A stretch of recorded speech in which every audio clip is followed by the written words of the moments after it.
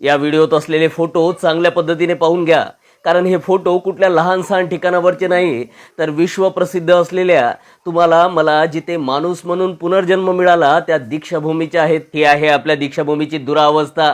आमचं चुकतंय की आम्ही मंदिरांमध्ये विहार शोधतोय, कारण भारतभरातील अनेक मंदिरांना त्यांनी सोने चांदीच्या पत्र्यांनी नटविलंय आणि आमच्या दीक्षाभूमीचं प्लस्टर पडते, त्यामधील स्टील बाहेर येते, सेफ्टी वॉल पूर्णपणे तुटून नष्ट झाल्यात, अक्षरशः भेगा पडल्यात, स्टाईल पडल्यात, मुख्य जे गेट आहे त्यावरील स्टाईल, त्यावरील कलाकृती गळून पडल्यात. त्यांची एवढी श्रद्धा आहे, एवढं त्या ठिकाणांवर प्रेम आहे की त्या मंदिरांच्या त्या ठिकाणांच्या आजूबाजूचा परिसर त्यांनी मार्बलनी सजविलाय आणि आमच्या दीक्षाभूमीच्या आजूबाजूच्या परिसरात पाहाल तर जिकडे तिकडे मातीच माती दिसेल. दीक्षाभूमीच्या मुख्य रस्त्यावर ज्या लोखंडी पाईपचं बॅरिगेड बनविण्यात आलं, ती पाईप सुद्धा आता सडलीत. शुद्ध पिण्याच्या पाण्याची व्यवस्था नाही, कुठलं विश्रामगृह नाही, तिथे कुठल्या प्रकारचं कॅन्टीन सुद्धा नाही. दीक्षाभूमीच्या सभोवताल असलेल्या समुद्रावर असलेल्या मातीमध्ये काटेरी झाडं झुडपं उगवली. पावसाचं पाणी आतमध्ये जाऊ नये यासाठी बाशे बांधून त्यावर ताडपत्र्या टाकाव्या लागत आहे, तळव टाकावं लागत आहे. मात्र आम्ही तरीही मंदिरांमध्ये विहार शोधले पाहिजेत का?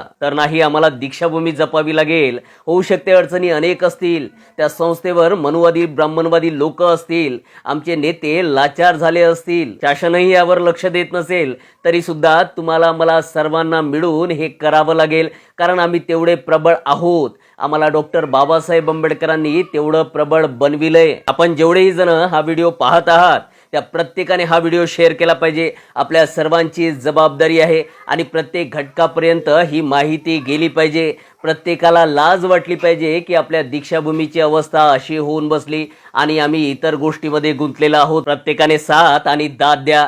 दीक्षाभूमी जपण्यासाठी आवाज उचला. जय भीम.